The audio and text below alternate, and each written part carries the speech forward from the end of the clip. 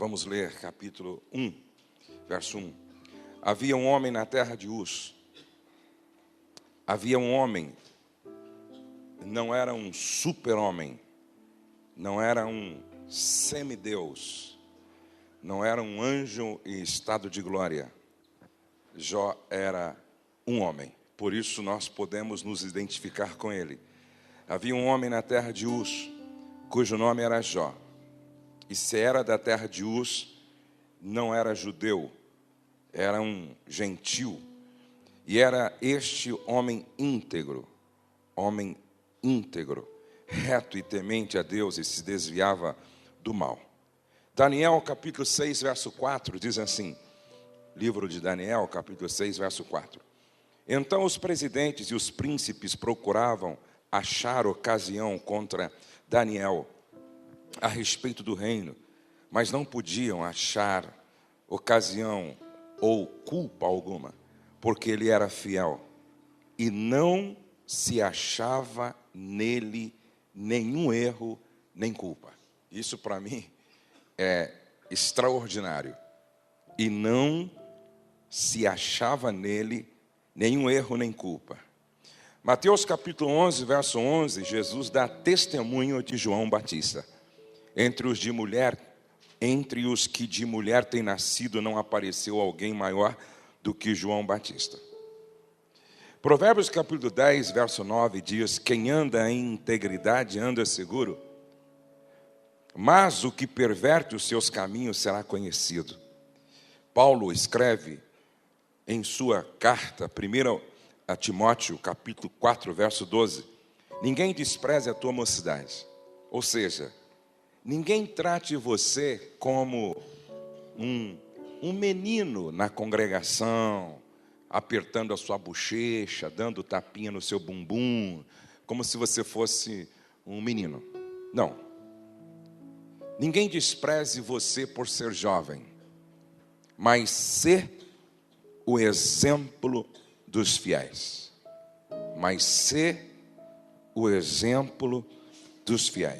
Na palavra, no trato, no amor, no espírito, na fé e na pureza. Aí, como eu vou ler na versão da Bíblia, a mensagem, apenas ouçam, então, Salmo 15. Ó Eterno, quem é convidado para jantar na tua casa?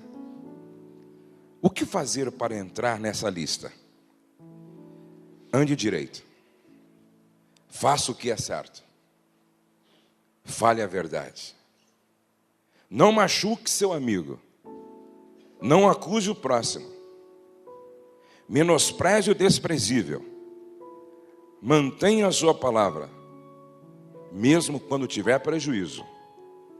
Viva de maneira honesta. Jamais aceite propina. Você nunca entrará na lista negra se viver dessa maneira. Amém. Eu gosto da proposta conversa franca entre pastores. Conversa franca entre pastores. A minha reflexão nesta manhã tem como tema: não basta talento, é preciso caráter. Não basta talento, é preciso caráter. Dali Wimbrol disse: na jornada da vida, você pode enganar o mundo inteiro e ainda receber cumprimentos em sua caminhada. Mas se enganar o homem no espelho, terá como prêmio derradeiro dores de cabeça, lágrimas e mais nada. Meu pai, há 33 anos atrás, morreu em um acidente de automóvel. Ele viajava para uma escola bíblica, o seu carro se chocou de frente com um outro carro, morreu ele, o pastor vice-presidente e mais um obreiro. Ele tinha 51 anos de idade. E eu me lembro que no velório do meu pai, eu fui o último a falar. E eu dizia o seguinte: meu pai não me deixou casas alugadas, não me deixou dinheiro aplicado na bolsa de valores. Ele não me deixou uma fazenda com 10 mil cabeças de gado. Mas Ele deixou aquilo que não tem preço.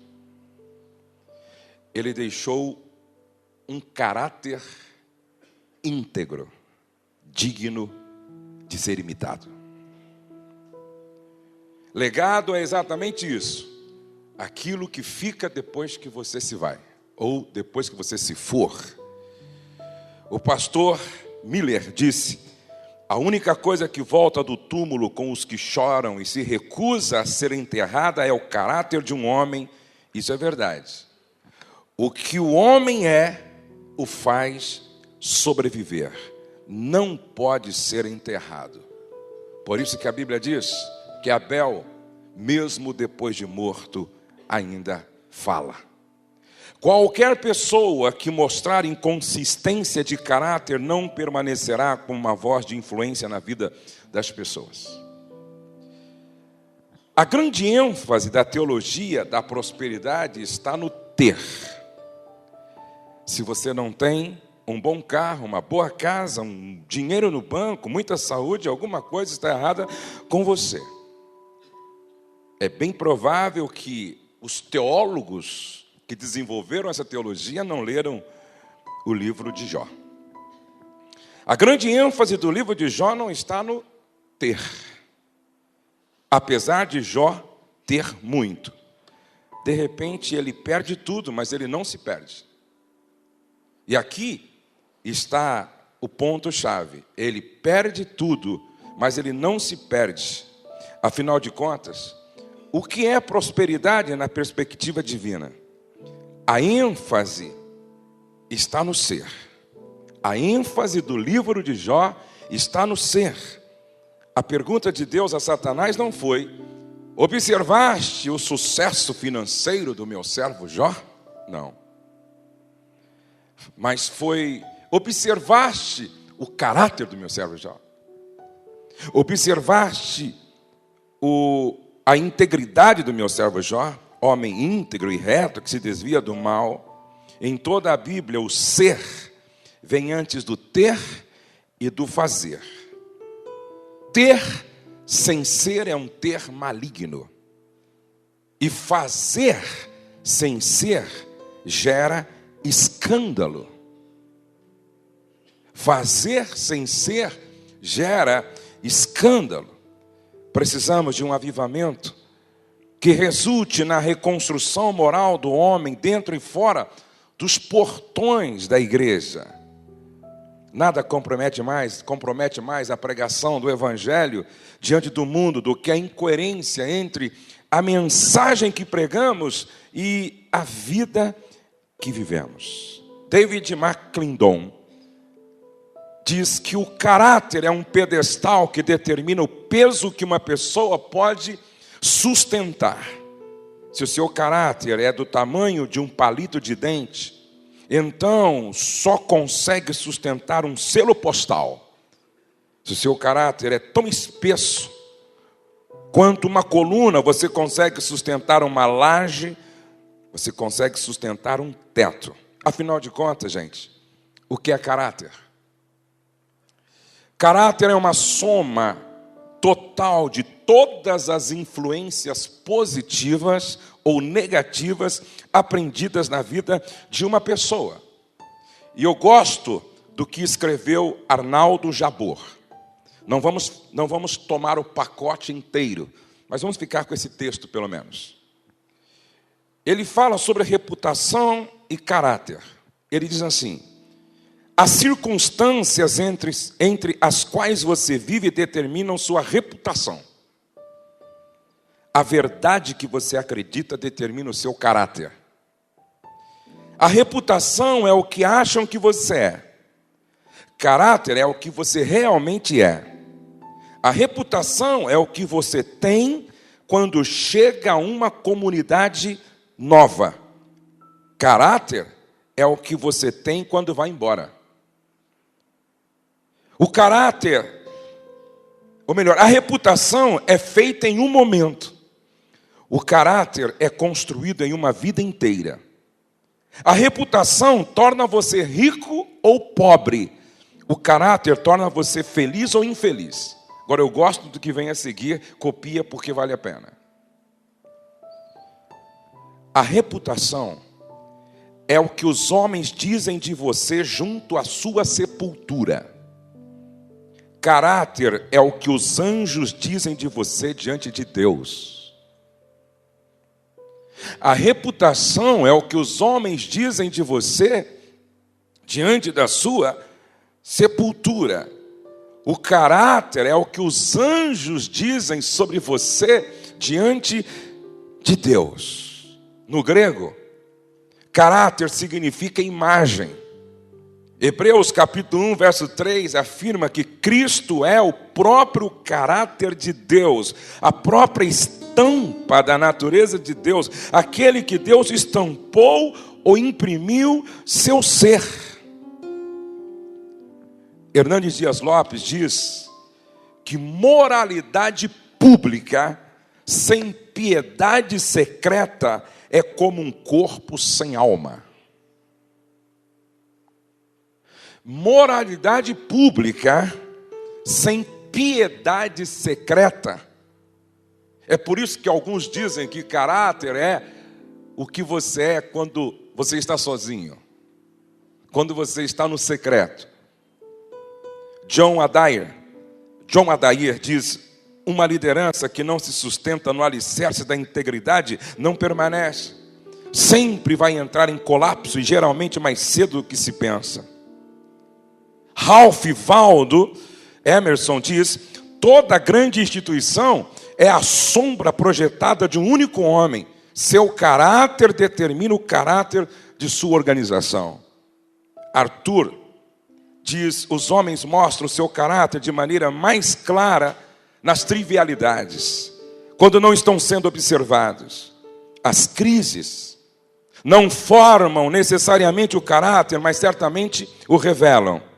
London Jr. disse: como é fácil permitir que a alma se encolha por causa de comprometimentos triviais. Agora, como o caráter se manifesta? Como o meu, o seu, nosso caráter se manifesta? O caráter se manifesta através de valores, motivações, atitudes, sentimentos e ações demonstradas.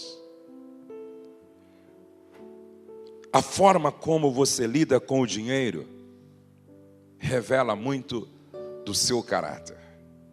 O caráter de Judas em Evangelho segundo João, capítulo 12, verso 6, se manifestou na forma como ele lidava com o dinheiro que não lhe pertencia.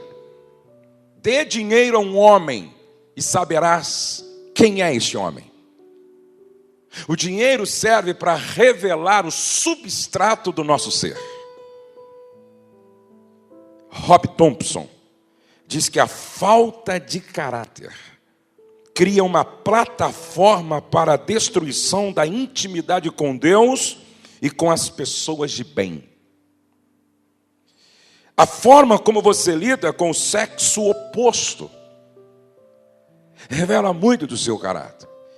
Me chama a atenção o relacionamento de Eliseu com a sunamita. Isso está em 2 Reis, capítulo 4, principalmente verso 9. Amados, pense comigo.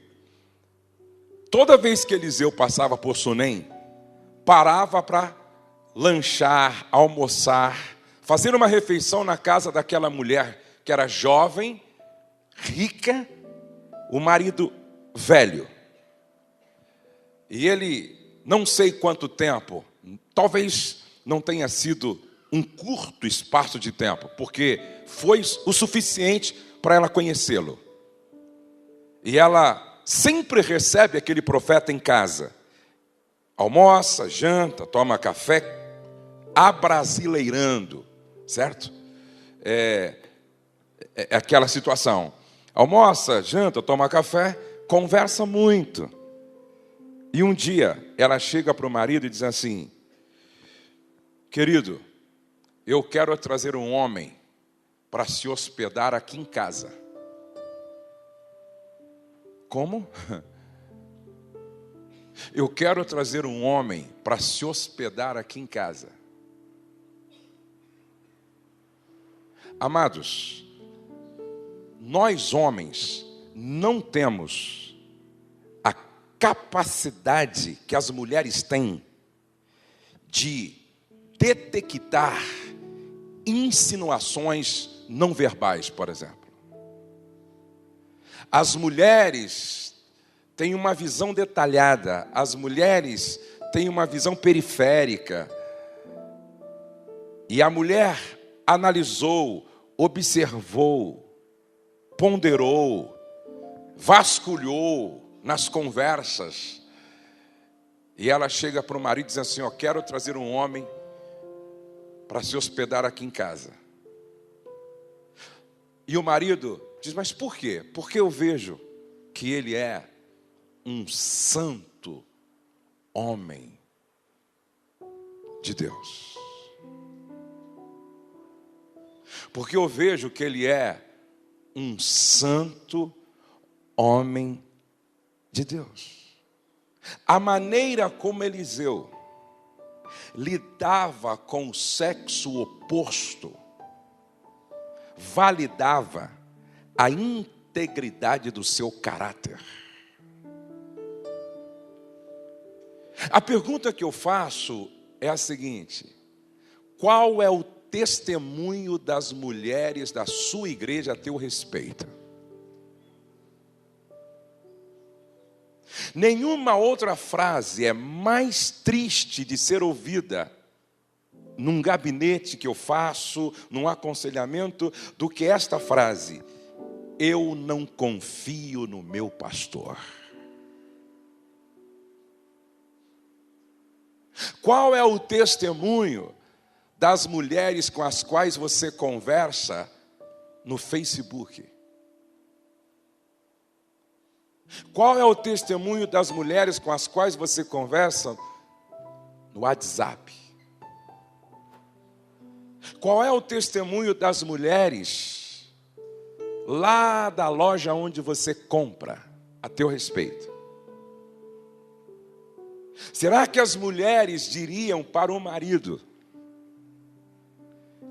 quero fazer um quarto aqui em casa para hospedar o Josué Gonçalves, sem medo de ir trabalhar e ele ficar no quarto de hóspede? De eu ir trabalhar, o marido trabalhar e ele ficar no quarto de hóspede? Amados, essa é uma questão que a gente precisa trabalhar com seriedade. A maneira como eu abraço as irmãs, a maneira como eu beijo as irmãs, a maneira como eu aperto a mão das irmãs, o tom de voz que eu uso para falar com as irmãs, revela as intenções do meu coração, a motivação do meu coração e o substrato do meu ser. Será que por onde eu passo nos hotéis, as mulheres podem dizer: passou por aqui um santo homem de Deus? Será que nas casas onde eu me hospedo, a família pode dizer: passou por aqui um santo homem de Deus? Será que o avião que eu uso para viajar, as aeromoças podem dizer: passou por aqui um santo homem de Deus? Será que na loja onde eu compro sempre minhas roupas, as meninas podem dizer: passou por aqui um santo homem de Deus? Será que as meninas que trabalham lá no meu escritório podem dizer: o nosso líder é um santo homem de Deus? A maneira como você trata a sua esposa e seus filhos revela muito do seu caráter. E aí eu me lembro que Paulo escreveu a Timóteo dizendo que governe bem a sua própria casa.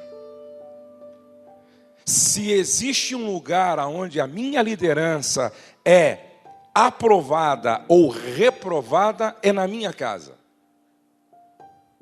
Como eu posso pastorear bem a igreja se eu não pastoreio bem minha casa, ou não sou aprovado como pastor dentro da minha casa?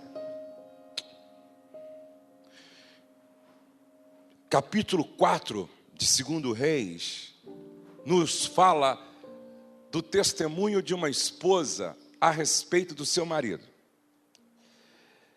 E esse capítulo é muito interessante, porque a viúva vai ao profeta e ela diz assim para o profeta: meu marido, ela não esconde, meu marido, teu servo, morreu, e tu sabes que ele temia ao Senhor. Se vocês derem um bom testemunho de mim, é importante. Se os meus filhos derem um bom testemunho de mim, é importante. Mas quando a minha mulher dá testemunho a meu respeito, esse testemunho é mais importante do que todos os outros depois de Deus. Porque ela me conhece como ninguém mais me conhece. Ela me conhece na cozinha, me conhece na sala, me conhece no quarto, ou me conhece no quarto. Mais do que isso, ela me conhece no banheiro. Há uma mensagem que eu prego, que casamento não vem pronto, se constrói. E eu falo sobre o projeto de uma construção. E eu brinco com os casais dizendo que não... Sabe por que não existe projeto de uma casa sem cozinha? Porque não se faz casamento sem cozinha, não é? Sem sala, sem quarto de hóspede, e até chegar ao banheiro. E eu digo que não se faz um projeto sem banheiro, e porque não se faz um casamento sem banheiro também. E o banheiro é o lugar da manifestação da nossa humanidade da forma mais transparente. É no banheiro que você chega à seguinte conclusão: eu não sou tão bom quanto penso que sou. É no banheiro que você chega à seguinte conclusão: eu não sou tão cheiroso como penso que sou. É no banheiro que se manifesta a nossa verdadeira humanidade, aonde você é o que você é. Minha mulher me conhece no banheiro. Minha mulher me conhece no quarto, na nossa intimidade, aonde ninguém mais me conhece. E a minha pergunta para você, pastor, hoje aqui: se para entrar no céu, sua esposa tivesse que assinar,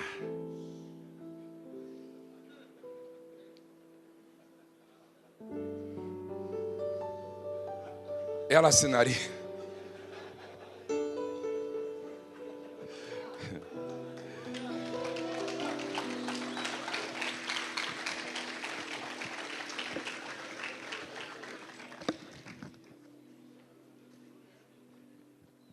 Olha o testemunho dessa mulher.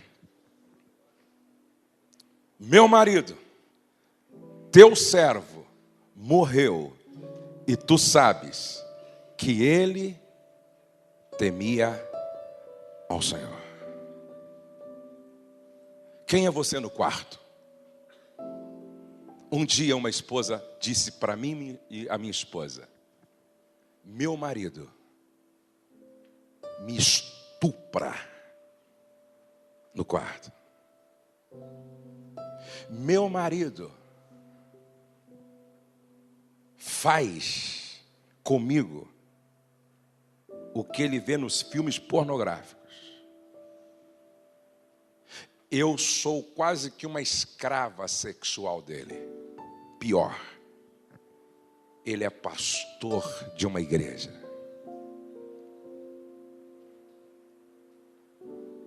Isso é sério. A maneira como eu trato minha esposa revela o meu caráter.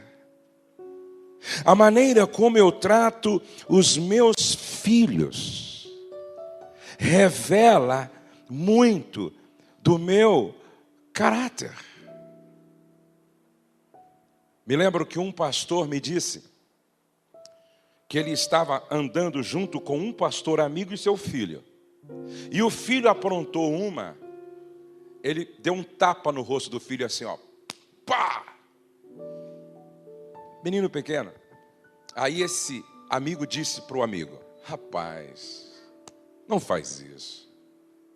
Não se bate no rosto de ninguém. Não faz isso com o seu filho. Ele olhou assim para o amigo e disse: você tem filho? Não. Então você não tem moral para me chamar a atenção. O tempo passou. O filho dele cresceu. Foi para a academia. Em época de UFC, MMA, treinou jiu-jitsu.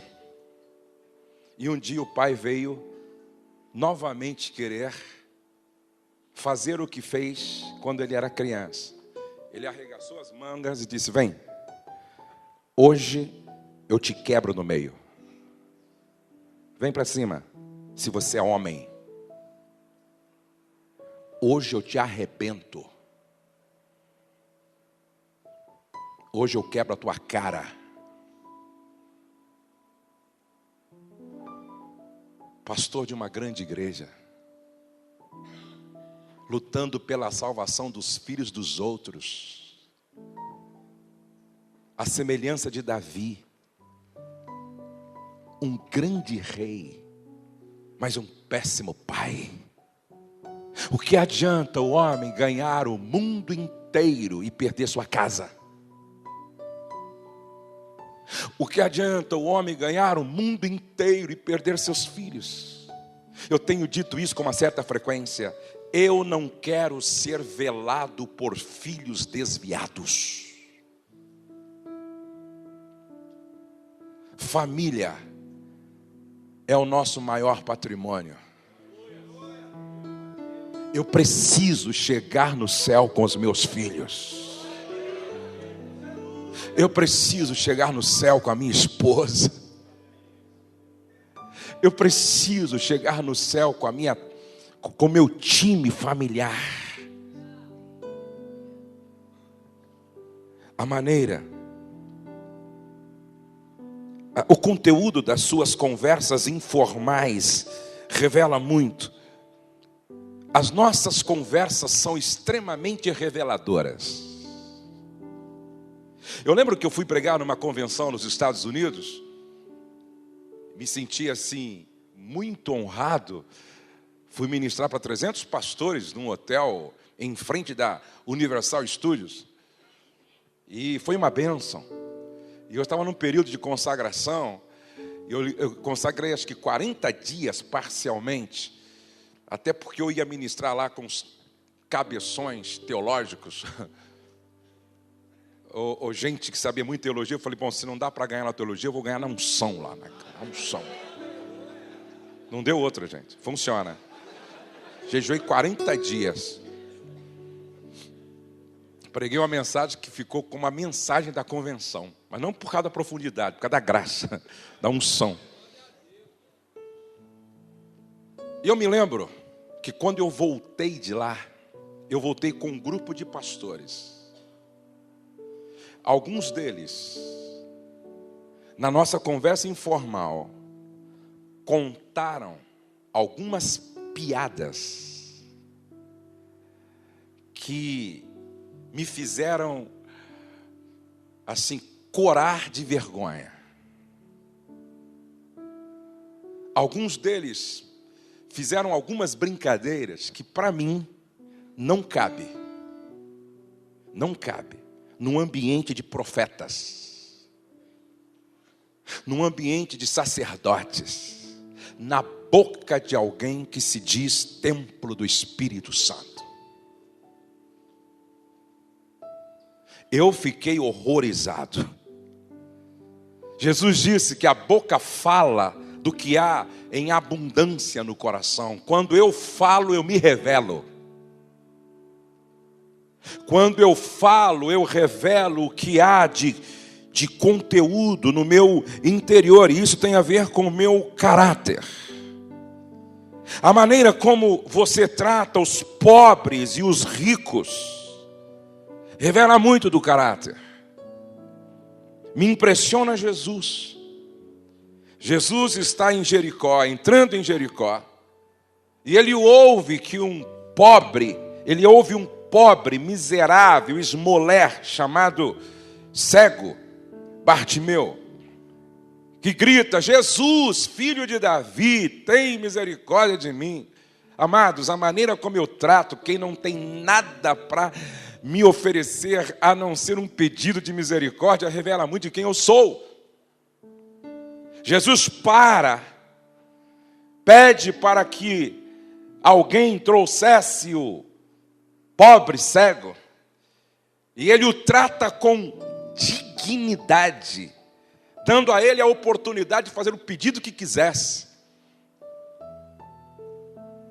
O que queres que eu te faça? Jesus o cura, o despede, salvo, e continua. Lá na frente ele se encontra com um homem rico. E ele o trata com dignidade também. Percebe que em Jesus não havia acepção de pessoas. Jesus era coerente. Ele se oferece para dormir na casa de quem tinha casa. Mas não havia nele acepção de pessoas. Ele trata a todos da mesma forma.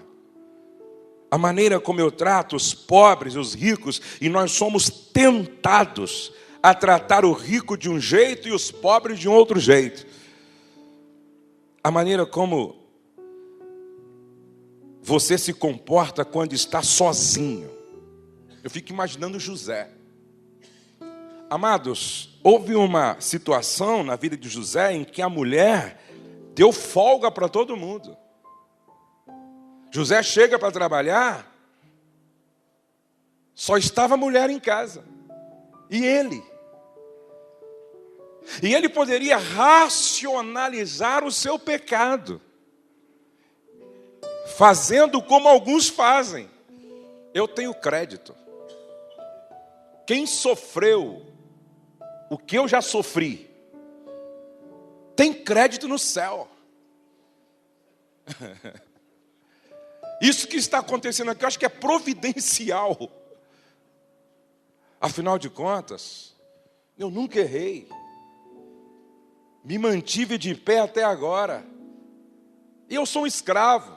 Escravo não tem nome, não tem identidade, não tem vontade própria. E ninguém vai ficar sabendo. Ninguém. Ela não vai falar porque morre.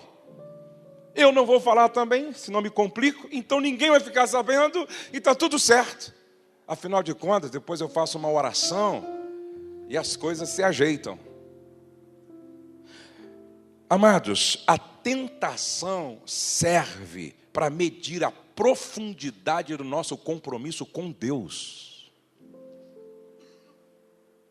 A tentação serve para medir o quanto eu estou comprometido com o Deus que eu sirvo. Por isso, na primeira situação, ele disse para ela: jamais cometeria tamanha maldade contra o meu Deus.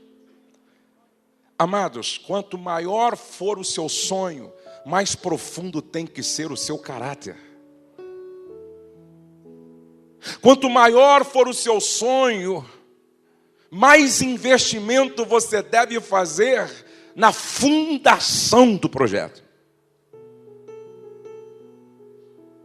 Até porque o caráter é que determina a longevidade do nosso ministério. O caráter é que determina a longevidade do nosso ministério. Rob Thompson diz: a pessoa de caráter procura fazer o que é certo e não o que é cômodo. Gosto do que disse um grande filósofo, me esqueci o seu nome. Ele diz assim: se não pode ser contado, não faça. Se não pode ser contado, não faça. A maneira como você responde quando é provocado. E aí eu gosto de Ana. Ana nos dá uma lição quando falamos de inteligência emocional. Abra sua Bíblia, vamos aprender com ela. Abra sua Bíblia em 1 Samuel. 1 Samuel, capítulo de número 1. Veja o que está escrito no verso de número 13 a seguir. Como Ana orava silenciosamente, seus lábios se mexiam. No verso 12, vamos começar com o verso 12. Enquanto ela continuava a orar diante do Senhor, Eli observava sua boca. Como Ana orava silenciosamente, seus lábios se mexiam, mas não se ouvia a sua voz. Então Eli pensou, imaginou, pré-julgou que ela estivesse embriagada. E lhe disse: até quando você continuará embriagada? Abandone o vinho. O que você responderia para Eli? Você está orando, com uma dor enorme na alma, clamando por uma solução, resposta de Deus. Seu momento é dificílimo. E chega o pastor da igreja, líder maior, e diz: até quando você vai continuar bêbado? Abandone essa cachaça, rapaz.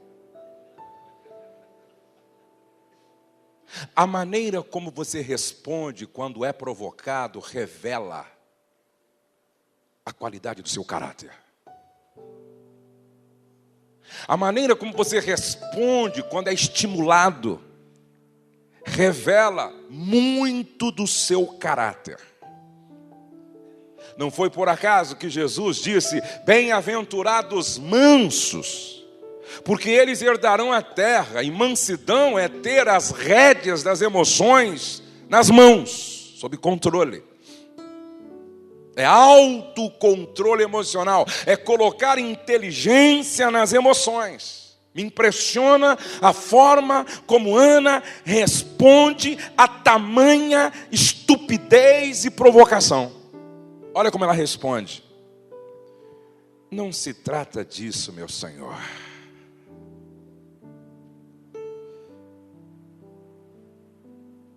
Sou uma mulher muito angustiada. Não bebi vinho nem bebida fermentada.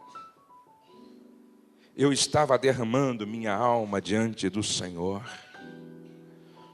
Não julgue tua serva uma mulher vadia.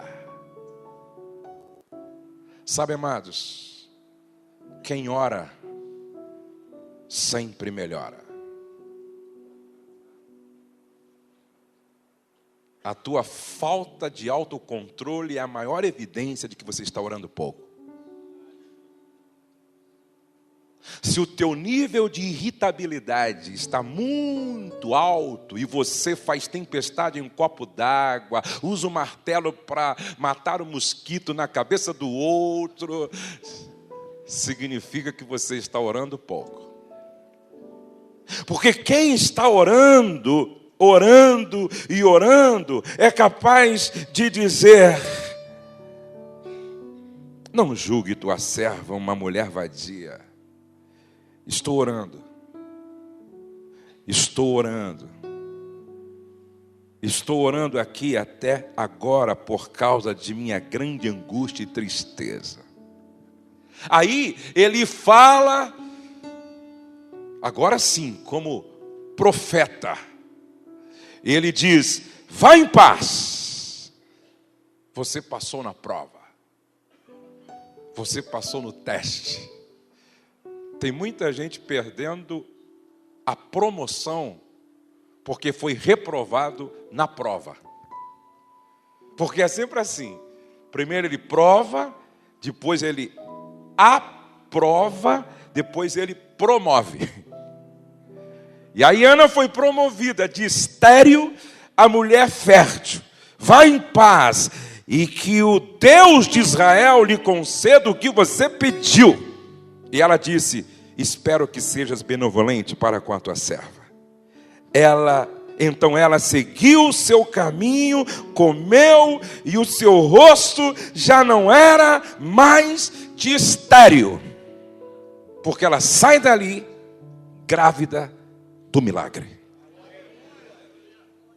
Como você tem respondido às provocações no exercício do ministério? Eu conto sempre a história de um pastor. Ele estava no trânsito a 180 por hora, ou melhor, na rodovia, na autoestrada. Aí o policial parou ele. Documento, meu senhor. Ele deu o documento. Vai multar, multa logo que estou com pressa. Estou com pressa. Aí o guarda olhou bem para ele assim. Interessante. Quando eu não era crente, eu era igualzinho o senhor.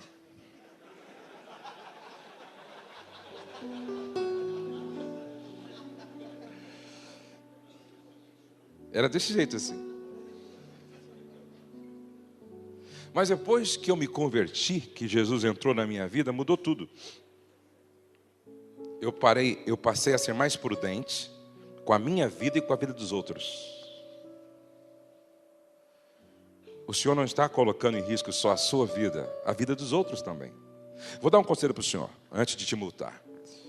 Tem uma igreja, nessa direção aqui, assim, lá em cima. Tem um pastor que prega muito bem lá. Por que o senhor não faz uma visita? E o pastor era ele.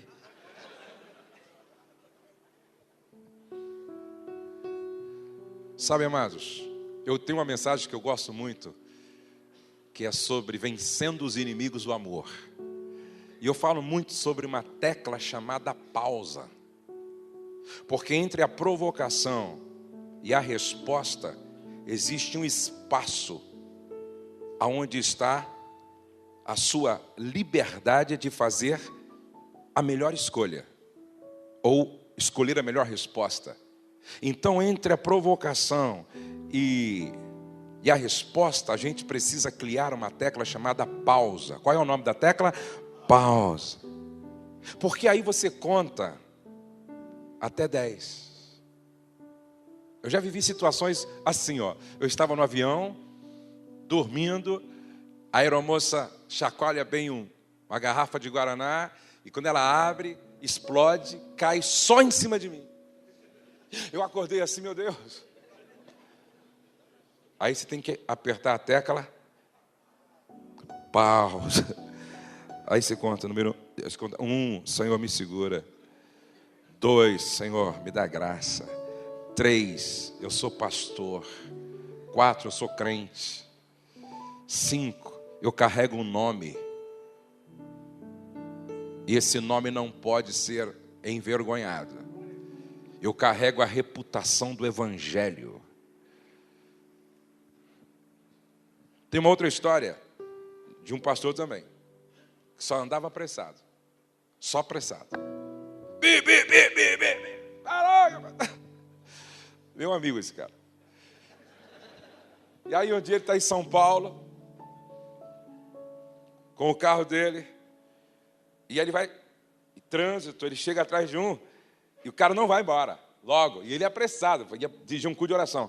E estava apressado, aí ele passou, sai para lá, que essa lata velha, pô. Tirou o carro por telefone, pô. E só que quando ele foi, o farol fechou. Tinha 3 carros na frente dele. Carros assim. Aí o cara, endemoniado, desce com um revólver calibre 38.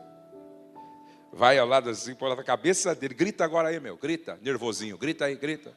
Ele disse assim, rapaz, as pernas sumiram. E eu dizia, morri. Sangue de Jesus tem poder. Aí o cara fica crente. E o cara apertou o gatilho. Pá! Ele, ai, morri. Não saiu a bala. Pá! E ele, sangue de Jesus tem poder. Então, o cara apertou 3 vezes. Não saiu a bala. Como não saía, todo mundo buzinando, o farol abriu. Aí disse que o camarada empurrou assim, ó, com um revólver na cabeça dele. Falou um monte de palavrão, empurrou assim, foi embora. Aí ele disse que engatou a primeira. Saiu devagarzinho. Pode passar. Convertidinho. Vai passar.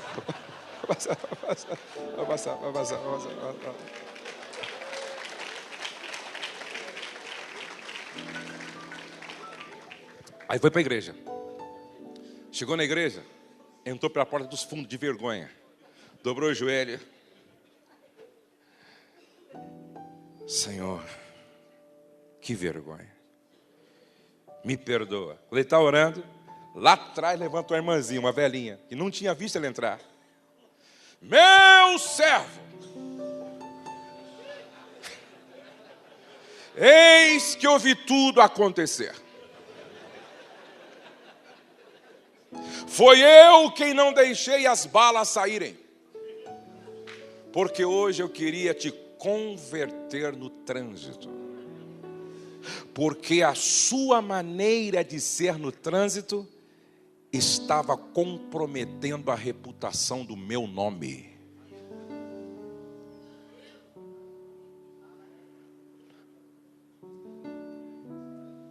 Será que a gente vai esperar ter um revólver calibre 38 na cabeça? Quem tem ouvido para ouvir, ouça o que o Espírito está dizendo à igreja nesta manhã. A maneira como você lida com o poder. O que me impressiona em José é que o poder não lhe subiu à cabeça.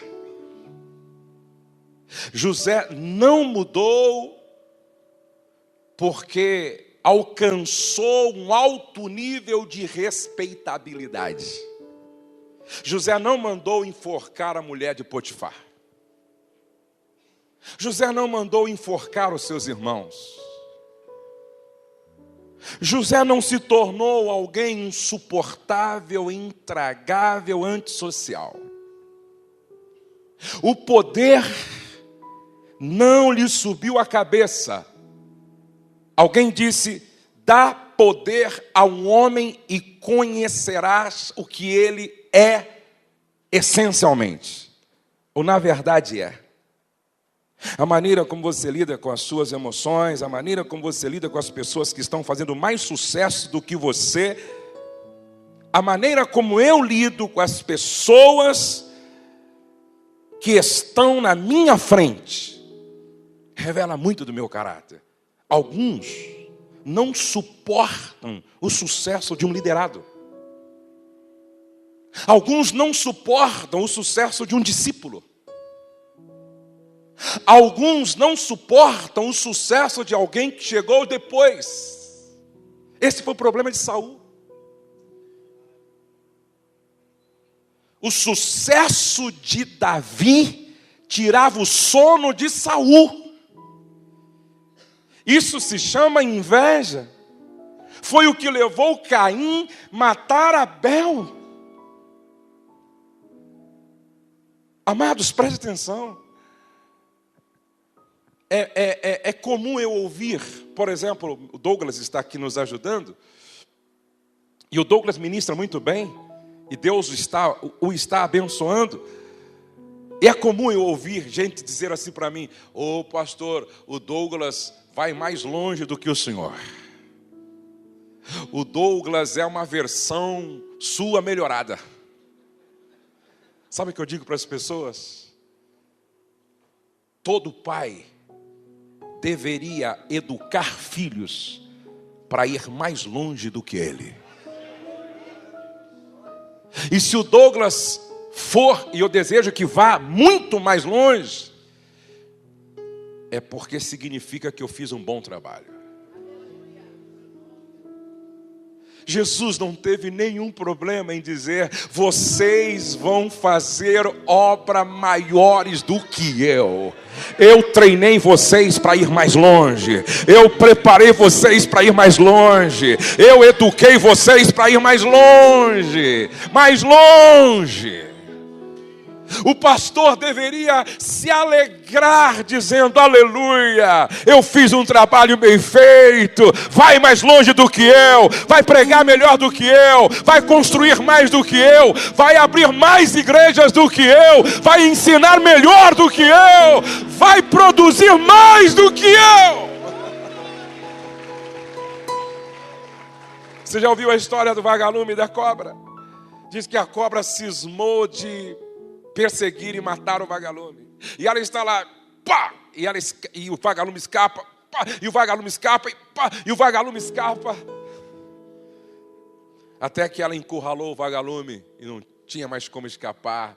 E aí então, ela estava já assim, ó. Aí o vagalume: dá licença, antes que você me engula, posso lhe fazer algumas perguntas? Pode. Não costumo abrir exceção, mas hoje eu vou deixar. Eu faço parte da sua cadeia alimentar? Não. Eu represento algum perigo para você? Também não. Mas por que você quer me engolir, me matar? Porque eu não suporto ver você brilhar.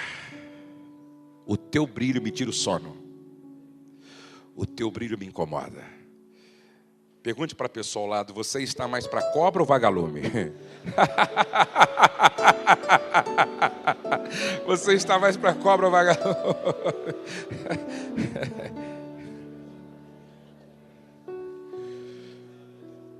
A maneira como eu me comporto na adversidade. A maneira como eu me comporto na adversidade. Uma fraqueza não corrigida será a causa de uma grande tragédia amanhã. E essa é a minha pergunta. Qual é o teu fraco? Como você vem respondendo às tentações? Aonde está a falha no seu, no meu, no nosso caráter? Corrigindo falhas do caráter. Diga não às pequenas corrupções. Vamos ver se nós estamos bem mesmo nas pequenas coisas. Algumas pequenas corrupções que revelam também problema de caráter. Estacionar em vaga especial. Eu quero que corrijam os erros na Petrobras, mas eu estou cometendo pequenos erros aqui embaixo. Segunda, pequena corrupção: copiar trabalho acadêmico da internet. Nós aqui é sermão, não é verdade? Tem gente que prega o sermão do outro e diz que foi revelação que Deus deu a ele no momento de consagração. Isso é falha de caráter. Um dia eu cheguei para pregar nos Estados Unidos, peguei um livro com o nome de outro, era meu livro. Terceiro, aceitar troco errado e orar agradecendo a Deus pela provisão.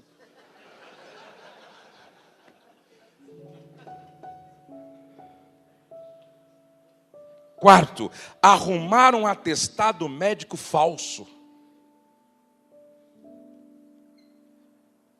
Quinto, furar fila. Sexto, comprar produtos falsificados. Pirata. Amados, só vendem DVDs e CDs de hinos porque tem gente que compra, tem crente que compra. Um dia alguém me ofereceu a possibilidade de eu ter todos os canais pagos, disponíveis. E eu fiquei preocupado, porque eu acho que isso também é corrupção. Falsificar carteirinha de estudante.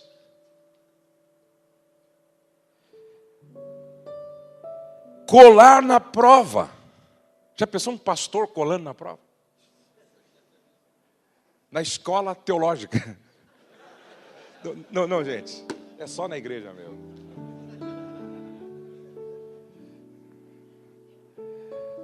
Subornar o policial para não ser multado. Roubar energia elétrica ou água. Já pensou? Na casa do pastor tem um gato. Tem um gato. Roubando água e roubando energia elétrica. Olha que bênção. A conta era 300, agora está 50. Ou nós somos sal da terra, ou somos terra da terra. Ou nós somos luz do mundo, ou somos mundo do mundo. Não foi por acaso que Paulo disse antes: eu esmurro o meu corpo e o reduzo à servidão, para que pregando aos outros, eu mesmo, de alguma maneira, não venha a ser reprovado. Sua vida inspira. Faço algumas perguntas para terminar. Perguntas que deveríamos fazer sempre para nós mesmos, olhando no espelho. Qual é o meu conceito diante dos que estão de fora da igreja? Qual é o meu conceito diante da igreja? Qual é o meu conceito diante da minha família? Qual é o meu conceito diante do meu líder? Qual é o meu conceito diante dos companheiros de trabalho? Qual é o meu conceito diante do meu cônjuge? Qual é o meu conceito diante de Deus? Quando Deus conversou com Satanás sobre Jó, ele disse: viste lá o meu servo Jó? Fiel, temente, reto, se desvia do mal. Se Deus chamasse o diabo para uma reunião hoje, para falar sobre você e sobre mim, o que Deus teria para falar ao diabo a nosso respeito hoje? Vamos ficar de pé e vamos orar ao Senhor.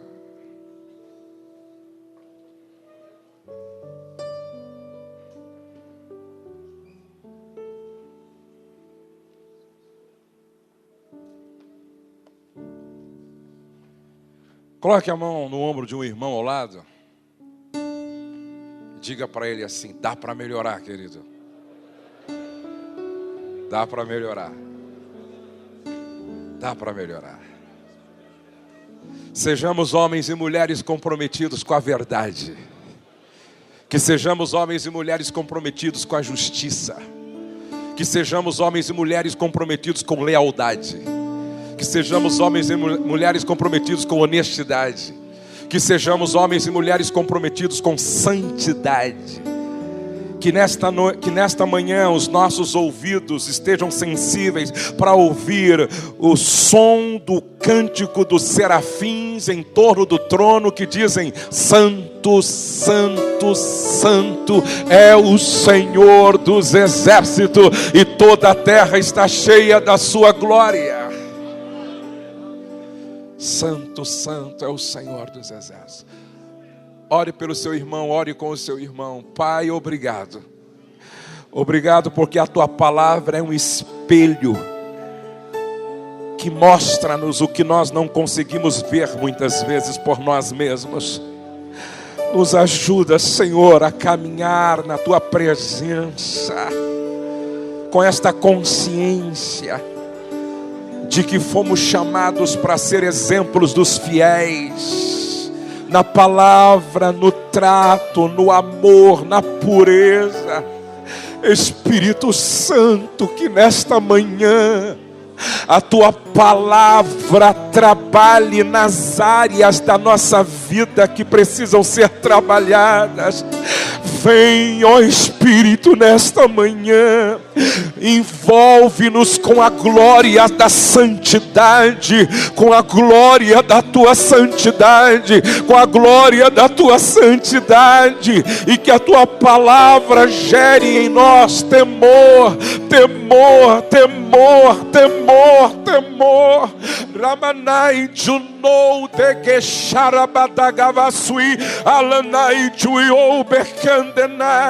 Que todos nós nesta manhã possamos dizer aqui na tua presença: conta conosco, conta conosco. Nós nos rendemos à tua palavra, nós nos rendemos à tua soberania, nós nos rendemos à tua palavra nesta manhã. Corrige-nos, limpa-nos, afina as cordas desafinadas do nosso ser.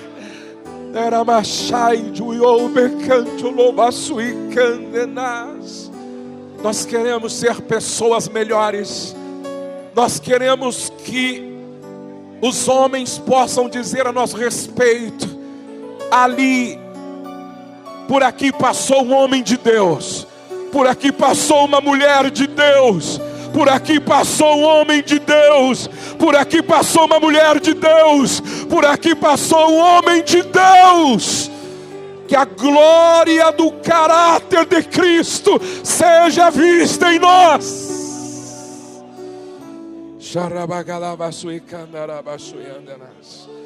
Pai, ajuda-nos a melhorar. Ajuda-nos a melhorar. Ajuda-nos a melhorar.